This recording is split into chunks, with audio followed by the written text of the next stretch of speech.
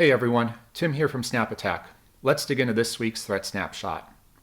So I'm sure many of you are familiar with Kerberos. You've probably heard of golden and silver tickets. You may not have heard of sapphire and diamond tickets. These are two newer forged ticket types in the Kerberos land, and really wanted to highlight these. Palo Alto's Unit 42 research team did a really great blog post outlining these two attacks, and wanted to dive into these for the snapshot. So going to try and keep this at a very high level. I would definitely recommend reading the blog post and some additional resources that will link into the video here.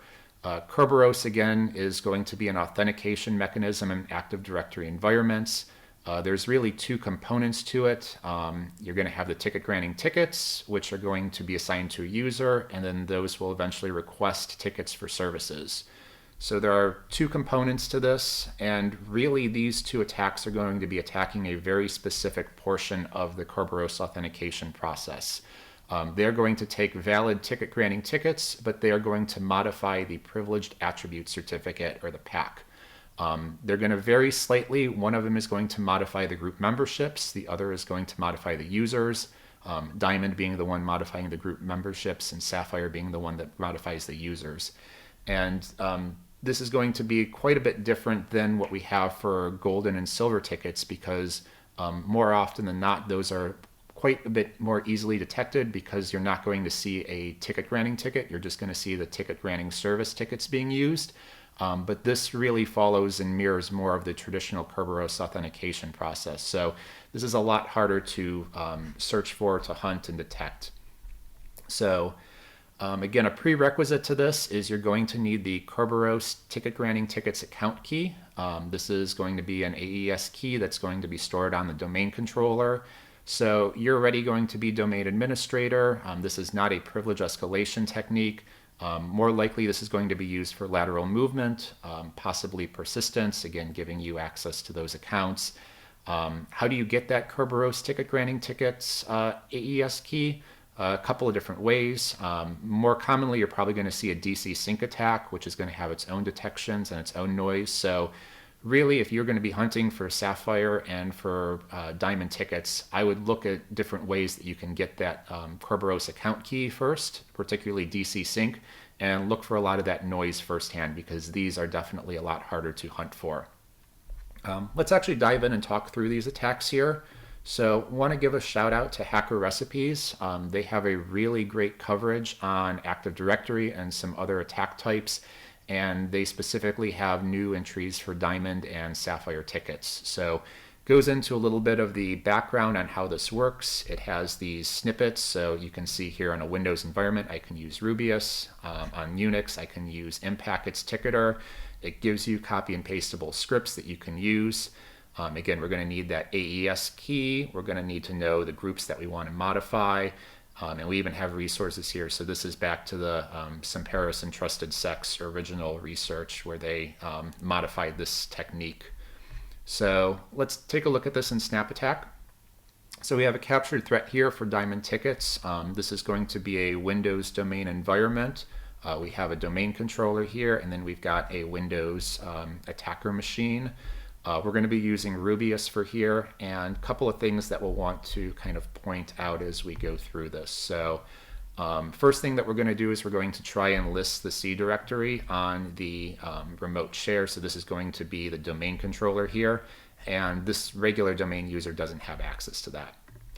However, that's something that we can fix here with this forged ticket. So we've already gone ahead. We've gotten that Kerberos key, again, through a technique like DC sync, out of scope here for this snapshot. And you can see the command line here for Rubius. So we're going to use that Diamond technique for the user to be gullible. We are going to really hear the pieces that we want to focus on, because this is what we're going to use for detections. The ticket user, so who it is that we're going to want to steal that identity for. So this is going to be SnapAttack. And specifically, it's going to be the group 5112 that we want to add that well-known SID. So that's going to be the RID 512. That's going to be the domain administrator group. You could certainly add others here and change that up, but this is how we're going to escalate our privileges. So we can go ahead, we can run this. This is going to go through and perform the attack. It's really quick, really simple, and then we do have that base64 encoded Kerberos key, or Kerberos ticket, I should say. And now we can use Rubius again to get the ticket granting service key for that, and then we have something that we can authenticate with to various services. So you're going to see we're going to run that command, and now if we want to try running that directory again, we can see that we're going to have the permissions as that elevated user. So pretty simple in theory here how that works. There are quite a few detections that we can do for this. One that I specifically want to call out, and again this is going to be mostly suitable for threat hunting. Again, my recommendation is hunt as early as you can in the kill chain. Try and figure out how they're getting that Kerberos ticket granting tickets key first. If you're looking for diamond activity or sapphire activity, that's going to be a lot harder, specifically because they are modifying that group membership. So it's taking that SnapAttack user that we saw, and they're going to be adding that 4627. I'm sorry, they're going to be adding that RID 512 domain administrator group. We can take a look at the group membership event ID. So that's 4627 here.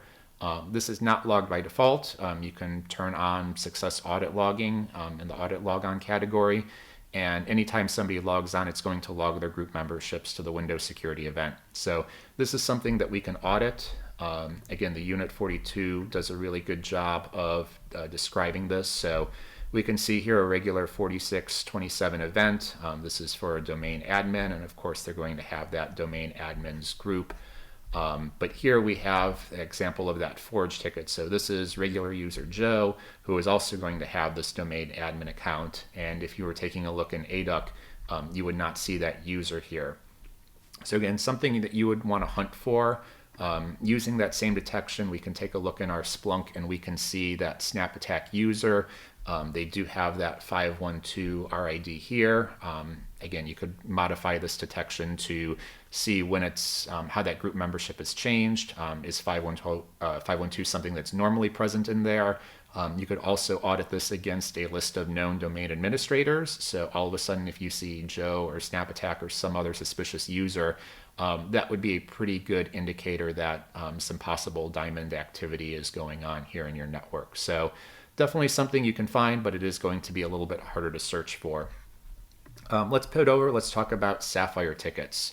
So as we mentioned before, diamond tickets are modifying the group membership. This is really going to do some modification to the user. So this one is a little bit more detectable. I think diamond is probably going to be the highest, most precious gemstone here. So obviously for following that pattern, this one is a little bit less polished, less useful. Different ways that we can do this. So on Unix, you can use Ticketer and Packet. Windows right now, there isn't anything for it, but I assume that will be added to Rubius here soon. We'll take a look here. We have a captured threat. We have our Linux attacker machine. We have that same Windows domain controller. And let's actually zoom in here and we'll take a look at this attack. So if I want to see here at the command line, so a couple of things. So we are going to impersonate the user SnapAttack. Our user is vGullible. And really here, again, we've got that AES key, so we've already gone through that piece of the attack. And this is going to give us that ticket granting ticket or forge that ticket granting ticket and then have that ticket granting service key, which we'll then be able to use to authenticate as that user. So we're going to run that attack. This is going to save that here. We're going to set that here to the Kerberos cache file, which again, then we can use something like psexec and say, hey, I want to authenticate with that Kerberos ticket that I have. And we're going to psexec, again, very simple, well-known, over to the domain controller as that user. So we can see here that this is a way to, again, take that ticket and use that against another service. Definitely detectable. One detection, one hunt strategy that I do want to call out for this is, again, taking a look at those built-in Windows IDs, specifically in the Kerberos section, the 4768 and 4769. really what we're going to be looking for, and in particular how we ran this attack, is you have a ticket granting ticket request that's going to be for one username and a ticket granting service request that's going to be on a different username, but it's going to be coming from that same source IP address. So if they do that in quick succession, you're definitely going to be able to see. If we want to take a look here, again, going back to Unit 42's blog post here, they show you the example of 4768, that TGT request for the user Joe from this IP address. And then shortly thereafter, we're going to see a ticket granting service ticket was requested for the admin user from that same IP. So this is that indication of the Sapphire attack, where they're going to be swapping out the user. Again, we can write a query here. We're using Splunk. We're going to set a transaction and say within the last 60 seconds for an IP address, where have we seen a discrepancy between that target username field. So we can see here that SnapAttack was requested, but then vGullible was actually used here. We can see we've got two different captured threats here in SnapAttack. So this is a way to look for those discrepancies between those, and especially valid if they're going to be using that new ticket right away. You can adjust your time frame as well, but this is definitely something that is a little bit more huntable. So that's our summary, and that's our snapshot for Sapphire and Diamond tickets. Hope you enjoyed this. This is a weekly series. Like, subscribe, and we'll see you next time.